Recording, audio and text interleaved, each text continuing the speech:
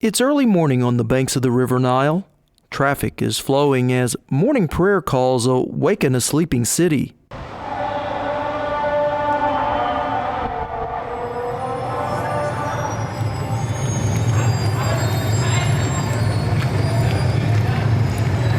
Inside this Cairo bakery, work is already underway to bake their daily bread. And this is Baladi bread, a bread that's made up of about 80% wheat flour and 20% domestically grown corn. And it's so popular here in Egypt that when the government tried to raise its subsidized price, there were literally riots in the streets. For Egypt's working poor, the cost of food has skyrocketed, in part because much of the wheat that goes into Egyptian bread is grown in the U.S. Wheat that has tripled in price in the last 3 years. The consumer is affected with the bread, not with the wheat. It doesn't eat the wheat of the United States. The consumer eats the bread. Egyptian officials say overall inflation is running at 12% over last year, provoking social unrest that's being reported in other developing countries as well. The United Nations estimates world food prices are 50% higher than just a year ago. Well, it's very unusual. If you look at the 20th century, there were probably only 3 times where we had a serious run-up in food prices. Economist Larry Sanders is a public policy specialist for Oklahoma State University and says some basic economic principles account for the rise in food costs, including grain now being used for biofuels. The story is much more complex than that. It's not only biofuels, but it's weather related, it's energy sector related, and China is playing a big part in that as well. And I would have to believe that while the weather may change, the growth that we're seeing in the developing world is something that this country needs to get used to. You know, there's going to be fits and starts in that, but there's no doubt that we do see the economic growth taking off in much of the developing world. China for sure, India for sure.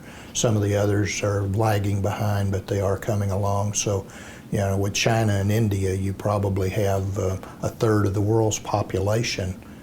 That not only put a demand on food around the world, but also a demand on the energy that produces that food. Exactly. And because they're so intertwined, when the price of one goes up, the other does as well. It's going to continue that upward pressure for some time.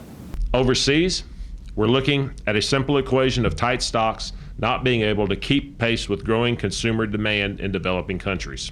At a Washington, D.C. news conference, American Farm Bureau President Bob Stallman denied charges grain-based ethanol is to blame for the current rise in food prices. But ethanol is not the culprit that American consumers are being led to believe. Biofuels are just a small factor in the many forces at play. Farm Bureau says without the use of ethanol, fuel prices would be even higher, about 15% according to Stallman. And according to Farm Bureau, ethanol saves consumers about 50 cents a gallon.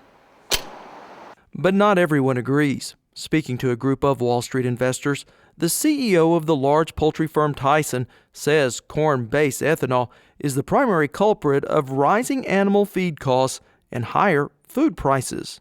Higher food costs is one of the many unintended consequences of the corn-based ethanol mandates and subsidies the U.S. government put in place in 2007.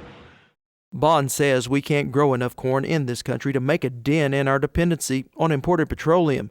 And in trying to use corn-based ethanol as our primary biofuel source, we're pushing the price of food higher and higher. Ethanol mandates and subsidies, along with tariffs on ethanol imports, are causing a world food crisis. Shortages and higher prices mean many people around the world are spending the majority or all of their income on food. Those who can't are starving. Well, no one's starving back in Oklahoma, but those in the livestock industry are feeling the pinch of higher feed costs. Our biggest problem is we're price takers. We can't pass our costs on to the next level directly. So it's pretty tough to recover those costs, and driving the break-evens up in today's market with everything else going up is a hard sell.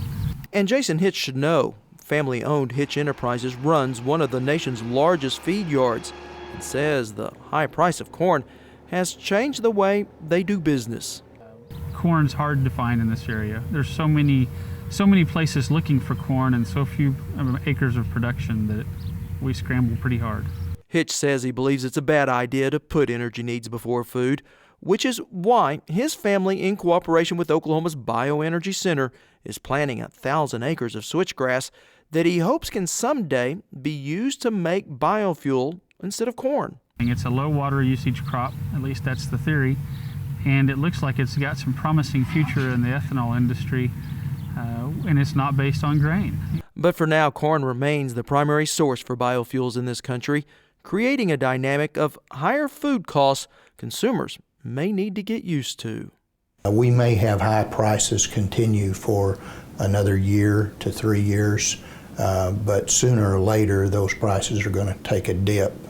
There's a truism that economists tend to state, for probably too much, but the cure for high prices is high prices. So at some point down the road, we'll begin to see that we have enough surplus that it begins to drive prices down in the food sector.